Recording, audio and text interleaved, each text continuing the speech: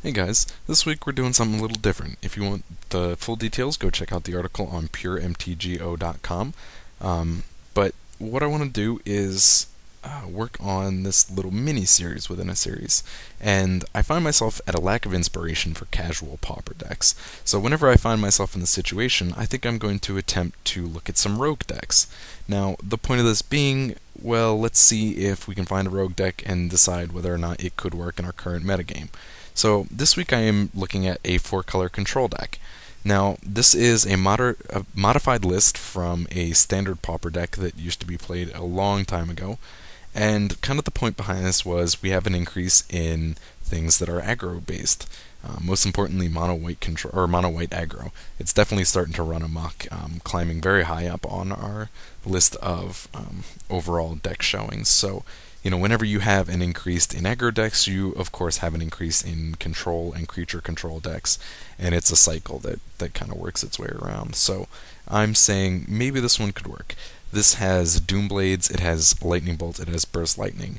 Now, the great part about using this as your control base is the fact that you are running a full set of Lightning Bolts and a full set of Burst Lightnings, and that gives you a lot of options to be kind of fast and aggressive if you want to use these as burn spells as well. Now, in addition to the Lightning Bolts and the Doom Blades, we're going to bring in 3 Fume Spitters, which are great. They work really well in the Delver Blue matchup, and they work incredibly well in the Infect matchup. Now, Infect is, going to be hands down a hard deck to beat if they get that turn 1 Elf, but you can now combat that with your own turn 1 Fume Spitter. Very, very important. So, we have a kind of very heavy control package. We also bring in a set of Burst Lightning. It's not a full set, it's only 3 copies actually, but having a handful of Burst Lightnings in the deck gives you an opportunity for, again, more damage as well as a little bit more control. Now, the control is discard, which you may think is a little awkward. A lot of the deck is focused on creature control and burn, and you can absolutely, switch these 3 cards out if you feel the need to do so. I think they are good because they give us some advantage for disrupting some of the more control matchups. The things like Is It Post and the Delver Blue in any MUC deck, it's going to give you a little bit more of an aggressive play because of the fact that it's going to force them to either counterspell or discard. So I think it tries to balance out the control in game 1 as opposed to just waiting until game 2 or 3 to deal with it. Now, one of the kind of drawbacks of this deck is the creature base is a little bit weak. It's only running 18 creatures, and as you'll notice, you're running a full set of Squadron Hawks, which is great, and a full set, and a 3 of the Oracle. So between the Oracle, the Hawks, and the Fume Spitters, most of your creature base is going to be only 1 attack power, and that can really slow things down. That's going to mean that you want a lot of opportunities to use these spells as creature control so that you can actually get through. Now, your big beats are, of course, going to be your Skyfishers. These are great, even though they're only a 2 attack power. They come in for only 2, and they have flying, which is great. And they also have this ability that allows you to bounce things. Now, this is awesome because you have quite a few come into play abilities. We'll get to in a second, but we have a number of the lands that have a come into play ability. We have the Prophetic Prisms with a come into play ability, the Oracles, as well as the Gravediggers and the Muldrifters. So you have plenty of options for things to bounce with the Skyfisher, and it's definitely an important piece to this deck because of the fact that it allows you to use those things multiple times. The Muldrifters will also be able to provide you that 2 flying with evasion, but we also get this fantastic draw package, I think. The blue is basically brought into the deck for the compulsive researches and the Muldrifters, as well as the Oracles, and this gives you a lot of chances to set up your deck, rearrange, draw, and find the control option that you need at this particular point in the game when you play it. I think that's definitely a great thing. It gives you a bit of a better play against things like mono black control that have a lot of discard as well. So those are great. Also talking about card advantage, you have the Squadron Hawks, and this is kind of an implied card advantage. Your opponent will know what you have in hand, but being able to fill your hand with Hawks gives you at the very least, you get a turn after turn after turn creature play, which is a very aggressive thing to do, even if they are just a single 1/1 creature. The evasion on those kind of helps make up for the fact that they are only the 1 attack power. and 1 toughness. So usually, you do get some flyers in Pauper, but you can still get a lot of aggressiveness out of these Hawks at 1. Um, Another great thing here is the Gravediggers. The deck runs 2 copies of Gravedigger in the original, and I thought this was great. I did not want to change this.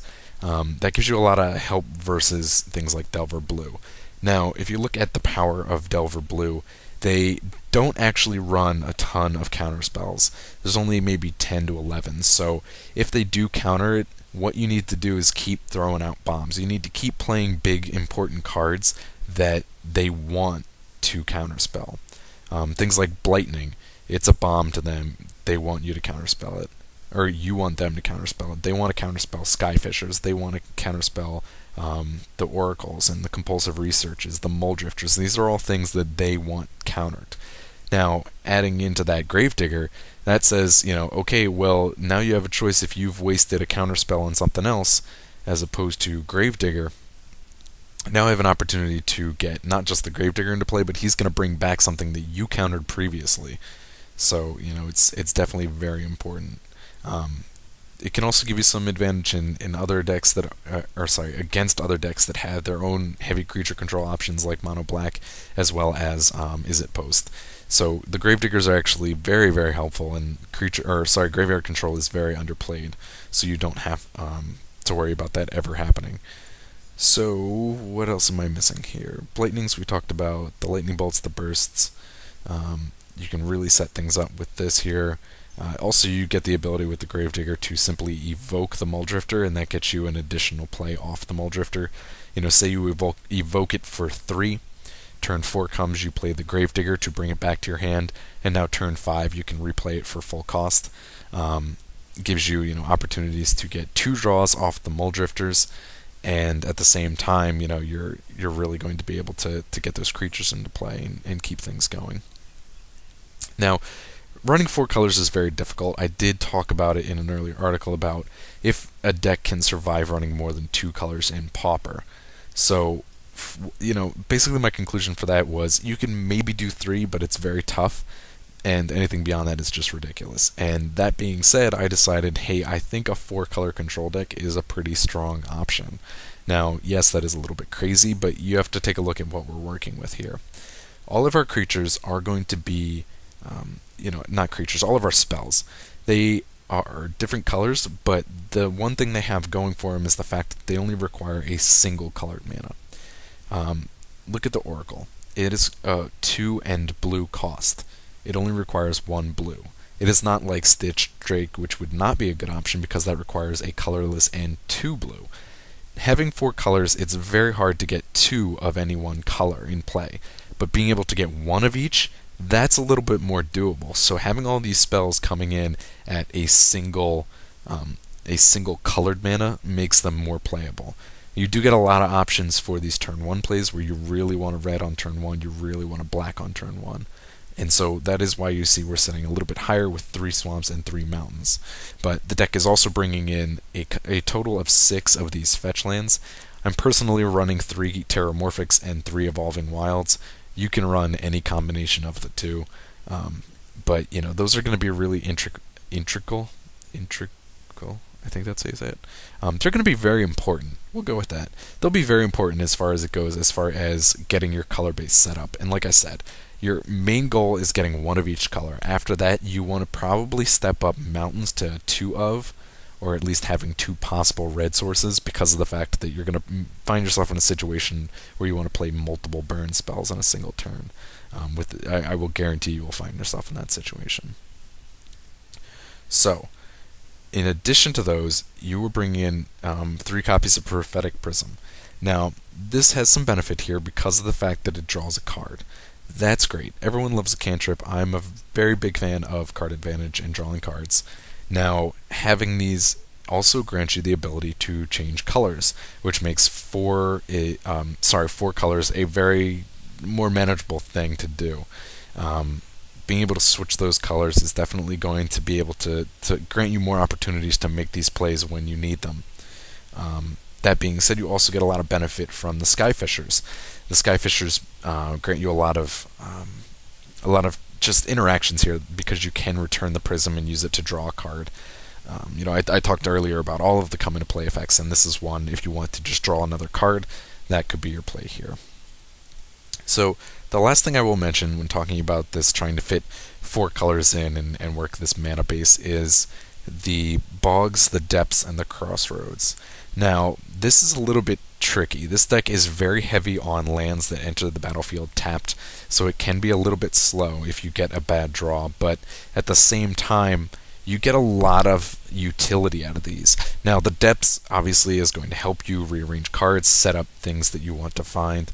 The bog is great. It's like I've been saying over and over, grave control is underutilized in this format, and having even just 2 bogs is great. Any of these cards, the depths, the bog, the crossroads, can be reused off of the Skyfishers. So the fact that we're only running a couple of those, still we have the opportunities. We're only running 2 crossroads, but we have actually the potential to run up to 6 because we could use the Skyfishers every single time to return crossroads. So having these is great. They provide a lot of utility. It does make things a little bit slow. The lands in this deck, it is only running 22, so don't be surprised if you have to mulligan in a game. It will occur, but usually I find mulligan to 6. I'm usually pretty good after that. There are some slow plays. You'll just have to do your best to kind of control things. Being a little bit slower, kind of a mid-range deck, is okay because of the fact that you have all these kill spells. So if your opponent gets a little bit faster start, you may have to take a little bit damage to start things off, but you should be able to recover pretty quickly by getting, drawing into a lightning bolt or a doom blade to clear the way for your own creatures to make an appearance. So looking at this deck, the big changes that were made from kind of the original is basically your sideboard options. Now, the sideboard, of course, had to be brought into kind of a modern perspective. Now, if you look at my sideboard here, it is sticking to the same principle as the main deck. You don't really want things that are double colored mana cost. So things like Dust to Dust, really powerful card to deal with artifacts in white, but because of the fact that it is requiring 2, it makes it a little less powerful. What I actually decided to do is take this from the original list and use 3 core sanctifiers. The sanctifiers I know what you're saying, they do require that double white cost if you want to activate the ability, but because we're a little bit creature light, and the affinity deck is a little creature heavy, having the sanctifiers will help you kind of balance that out. You can use it to kill off the things like the Mere Enforcer that are going to be out of range of Lightning Bolt. And you can use it to kill off those Metalcraft creatures as well. That would be the Carapace Forger, I think it is. The ones that are going to, again, be out of range for the 3 damage you can get off of Lightning Bolt. So they do require a double white, and that is a little bit tricky, but you actually look at the main deck, we are running a total of 4 white mana sources, so it's not so terrible. It can be a little bit tricky at times, but with the prisms and such, you just have to be smart about when you're fetching out whites. If you're playing Affinity, you definitely want to look to using your Terramorphic and whatnot to get that second white. Bringing in another Fume Spitter is a very important thing if you're going to face off against things like Infect. I talked about the Elf, and if they get that turn 1 Elf, odds are they're going to crush you. So having the Fume Spitter available to you to do that is great. Getting that under control on turn 1 is fabulous. Now, if you also use this against the Delver Blue decks, it works great there as well. Let's make the English a little bit better. Works great in that matchup as well because of the fact that Fume Spitter not only hits all those little fairies, but it works great on getting down Delver of Secrets before it turns. Things that I find you can use the Fume Spitter, and like if they play a Spell Stutter Sprite, you can use the Fume Spitter's ability to kill it off and maybe keep your spell from being countered. There's a lot of stuff that can be done with it. Now, of course, going to bring in a full set of Echoing Decays. This works fabulous against any number of Storm decks. I like the full set because there are a lot of other options that have, where you can use a little bit extra kill control. Stompy is actually a very difficult thing to deal with because of the fact that Young Wolf has Undying. Young Wolf is a powerhouse creature. I don't know how. There's only 4 of them in the deck, but it always seems when I'm playing against Stompy, they can easily find Young Wolves.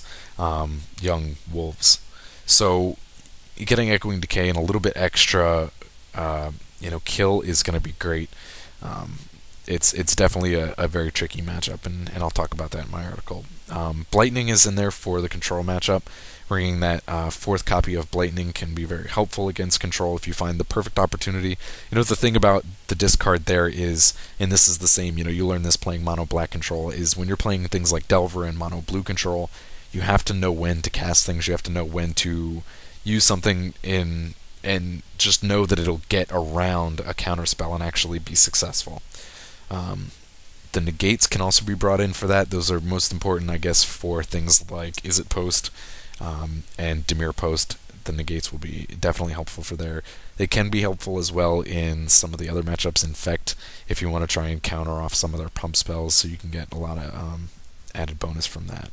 The lone missionaries are in there for things like really fast aggro decks. Goblins, definitely red deck wins, which is not a common occurrence, but the life gain you get off those is going to be very helpful. The missionaries are, they're kind of small, but the 4 life gain off of those gives you a chance to kind of at least stall for time. It's kind of going back to that whole Izzet Post approach where you stall for time until you can find yourself in a situation where you can turn things around. So getting that in there is definitely great for those options, those games. You can feel free to make some changes to this if you want to. My only recommendation, if you do decide to play around with this, is keep in mind that you don't want the double colored casting cost. Blightning is a little different because it takes 2 different colors, but if you're running 2 of the same colors, it makes things very, very difficult. So there you go. If you want to see what my final thoughts were on whether or not this could be a successful rogue deck in our current metagame, you have to go check out the article. So what are you doing? Go check it out.